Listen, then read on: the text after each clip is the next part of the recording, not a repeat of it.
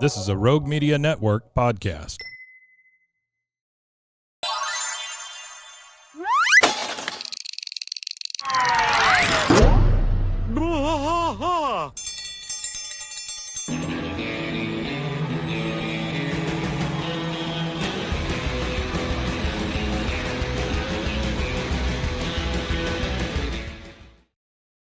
Hey there, welcome to King of the Hill podcast. I am Mike.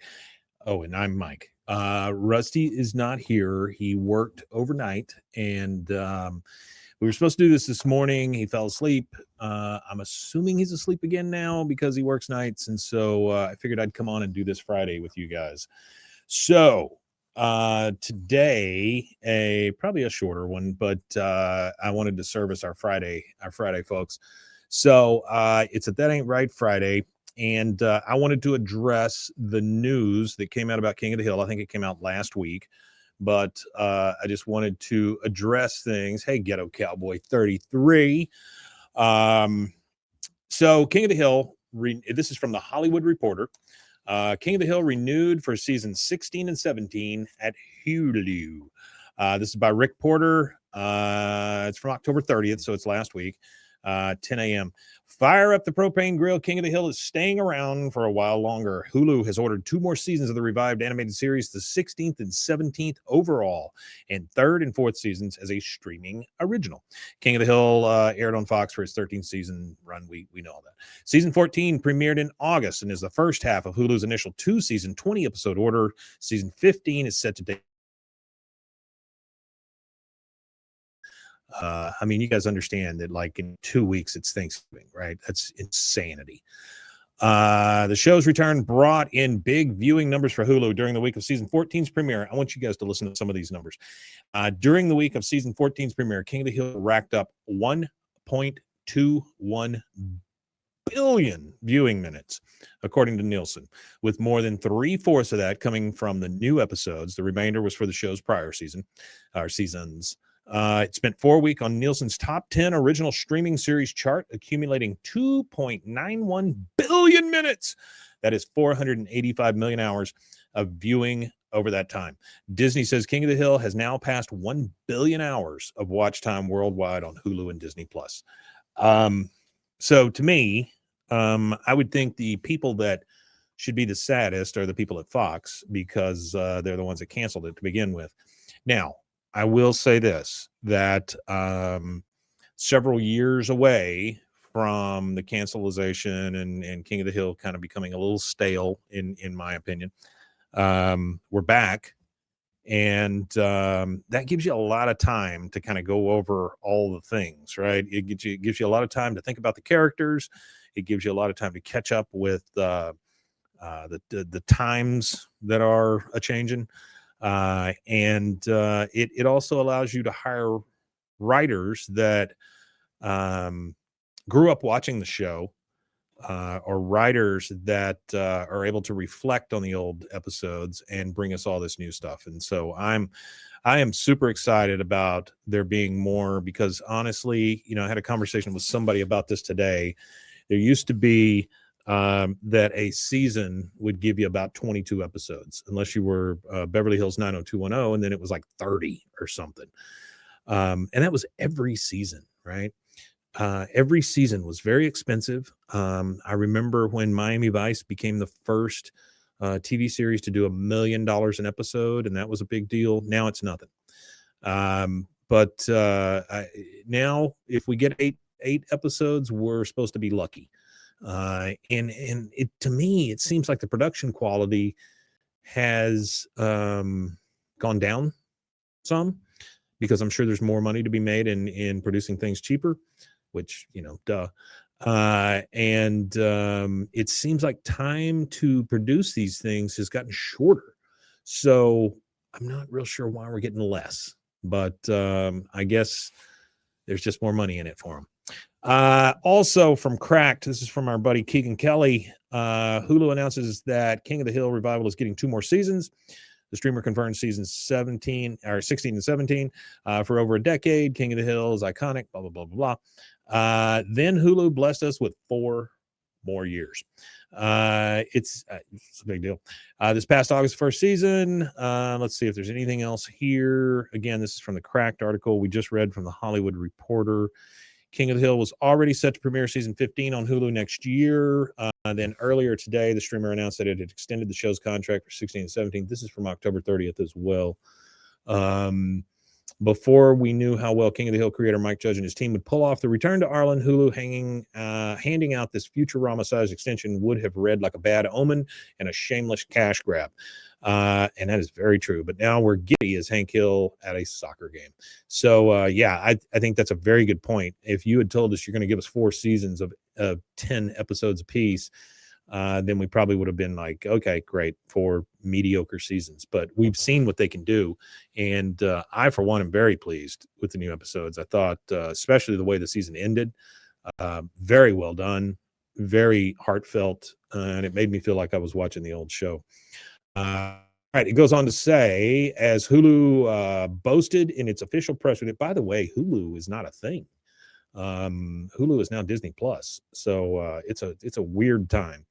As Hulu boasted in its official press release regarding the King of the Hill revival renewal, season 14 reached the second highest spot on Nielsen streaming charts during the week of August 4th premiere, and it earned a 98% approval rating from TV critics, according to Rotten Tomatoes. While the streamer didn't provide, think about that, 98%, and it's set there at 98%.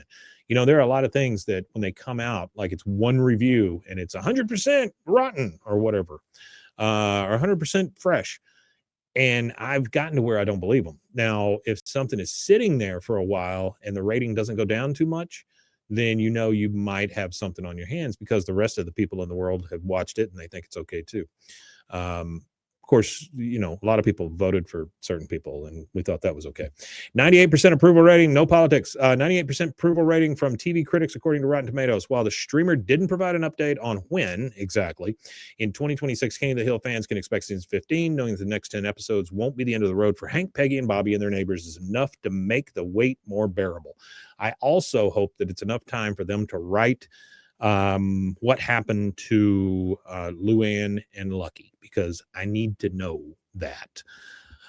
One critical aspect of the success of King of the Hill season 14 was that judge and showrunner Saladin K. Patterson managed to bring back many of the writers and non-acting creatives who made the original series such a success. And hopefully the decision makers will be able to retain the talent who helped them pull off arguably the greatest nostalgia revival in animated comedy history through their extended series order. You can see right here, there's my Gary Yap poster in my office, where we got drawn by the beautiful art that he did. Frank's Journey 7419, thanks for being here. We appreciate it. Yes, we do need that closure. At the very least, according to production listings from the Writers Guild of America website, the same writer's room that penned season 14 also worked on season 15, so we can expect the show to at least maintain a steady course through next year. Whether it's with Binchatan or more clean burning fuel, I did not say that right. All we can do now is let the writers cook. And I don't know. I mean, I'm excited, right? It's this is why we're all here, right? We grew up with moral lessons from Hank, and this time in the world, it's time for more of those moral lessons from Hank. Honestly, he's been pretty steady throughout the years to teach us kind of what family is and how we should treat people. And I am all for it. I think our time is very limited on this rock, and if we don't enjoy it, and if we don't treat people the way that we want to be treated, then we get what we get, and that may be where we're at right now. You know, I think that I would love to see, and I'm not hippy dippy. I don't want you thinking I'm a tree hugger or anything like that. I mean, I'm all for not littering, and I'm all for, you know, helping each other out and stuff. But I would love to see a wave of kindness hit our continent. It just feels like we're all in it for ourselves right now, and that is a scary place to be, because boy, do we need each other. There is a campaign going on right now from an AI manufacturer. This is a pendant that you wear around your neck, and I talked about this a little bit on another show, but it's called Friend, and you can go check it out. Friend pendant. It is an AI pendant that you wear that is always listening. Thank you, Jared Reed. Appreciate it. It's an AI pendant that you wear that is always listening to you. Freaky scary, right? But you're supposed to think of it as your friend. You're supposed to talk back to it. You're supposed to have it listen to you, and it gets to know you, and blah blah blah blah blah. It's all about selling data, right? It's all about selling data. And this thing is so frightening to me that people would choose technology over other people. That I think that there's it's going to be this Terminator uprising, right? Where we all decide, okay, we're tired of machines now. But it feels like it's coming. I don't know that we can keep this up for much longer. So having said all of that, I want to say what Frank's Journey said. The beauty of the show is that depending on what age in your life, there is always a lesson to be learned. And boy, is that not the truth. There is, and this goes for everybody, by the way, there is always a lesson to be learned every single day of your life. I love learning. I do not like it when people teach me things. I know that sounds weird, but like structured school sucks. I didn't like it. I got kicked out twice, but I ended up becoming a teacher, which is, the galaxy kicking me in the ass. But I love to see that aha look, like in a kid's eye or whatever, when you teach something. And I get that same feeling from Hank, for Bobby and for the other kids that he kind of gives these lessons to. Like, just look back at the season 14 episode about all these alpha males and stuff, Yeah, beautiful irony. Thank you, Frank. It is, and it did put me in my place. And I understood why those teachers hated me so much. But think about that one, about the alpha males, and how Hank taught that entire room. Now, I know it's all cartoons and it's all fake and all that stuff, but he taught that whole room that this is not the way to go. We have to treat each other with respect and nice, and we have to be nice to the opposite sex, or whatever you want to put yourself out there as, or whatever you feel like you are. It's just whatever. Just treat people nicely. And then it doesn't matter what our bathrooms say, and it doesn't matter where we go and what we do necessarily. It matters how we treat each other.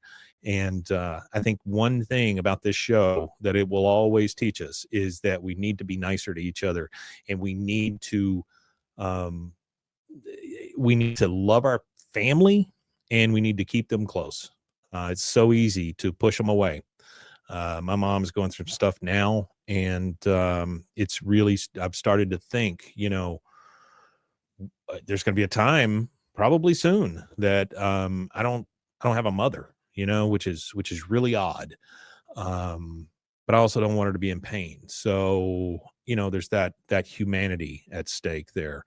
So anyway, I'm probably rambling at this point, but I just wanted to share with you guys for just a little bit about the 2 new seasons. I know that you probably already knew all about it, but I wanted to give you a take on it. I got to tell you, I am so thankful for all of you guys. This is the month when we give thanks here in America. And, honestly, the rest of the world, not a bad time to put aside and just give thanks for things. I am thankful for all of you. I'm thankful for how loyal and how wonderful this group has been. Again, it's thank you, Frank. He said, man, it's tough, but we're here with you, Mike. And boy, you don't know how much I appreciate that. Seriously, that's a big deal. And thank you guys. If we can ever do anything for you, you let us know. Okay. But thanks for being here. Sorry, Rusty wasn't, but I'm going to let him sleep. And we will see you again on Monday. And as always, hello, Artie. As always, Wimatanye, and we'll see you again next time. Bye, guys.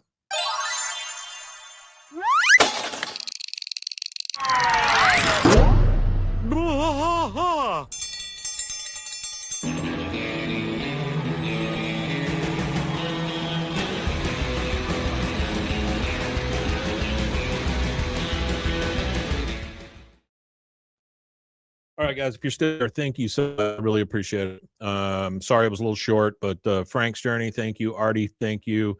Let's see who else was here. Jared, thank you. Ghetto Cowboy, whether you guys are here or not, still, if you ever go back and watch this live, thank you so much for being here. I want you to understand it's never blowing smoke. I appreciate you very much. All right, guys, have a good weekend. We'll see you.